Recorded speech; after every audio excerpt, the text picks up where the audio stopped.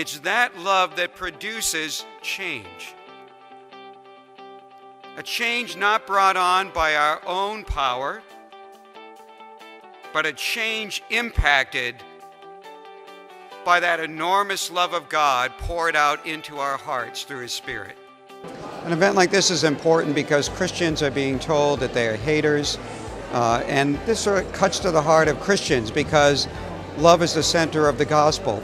And I think what we're trying to do is encourage people here to realize that holding the scriptural position on this issue, the position that Jesus thought was foundational for matters of sexual ethics, a male-female basis foundation for all sexual unions. This is far from being hateful.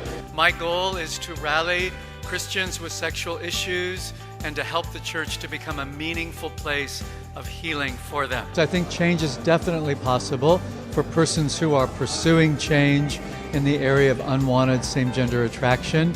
I think it's a matter of opening oneself up to God and to life-giving others. Change is not only possible, but is actual.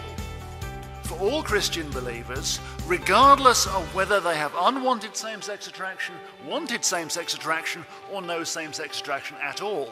Some in the Church of England believe authentic Christian doctrine can never affirm and celebrate same-sex relationships, and we must stand firm on this in our church debates as a witness, even if it seems that our mission will be compromised by making people misunderstand and even hate us.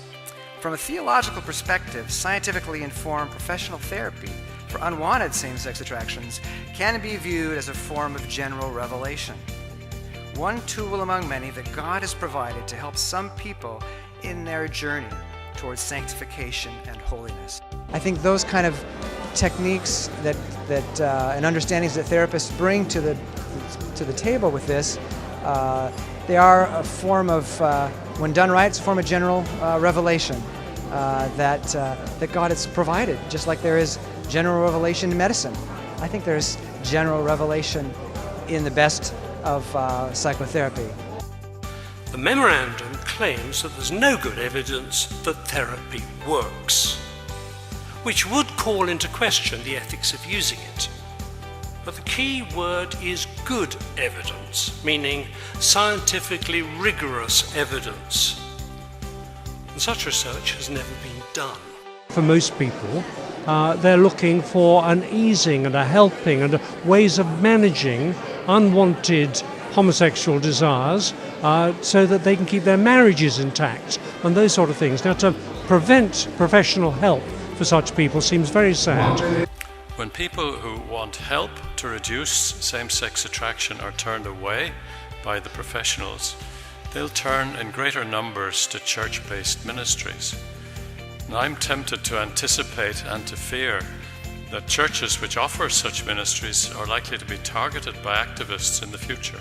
It's where truth in our time is under attack, on the very image of God, on the very image of how it is that He has made us male and female, of how it is that He made us to live in union and community with one another. What they're after is our children. And how they're going about doing that is through the schools, through curriculum that teachers must promote. My question is, what is your equalities duty to those who come from an ex-gay position? Because of all the faithful work of Christian Concern in the legal cases that we've been battling our way through with respect to example for the bus case, the courts have at least affirmed the fact that discrimination on the grounds of sexual orientation is always illegal, including discrimination against people who see themselves as ex-gay.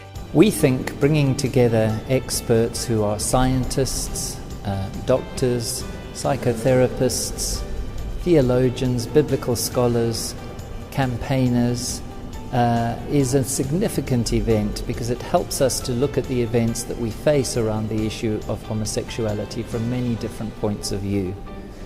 So we think that the event has been successful in enabling us to look at it from so many different points of view in a short period of time.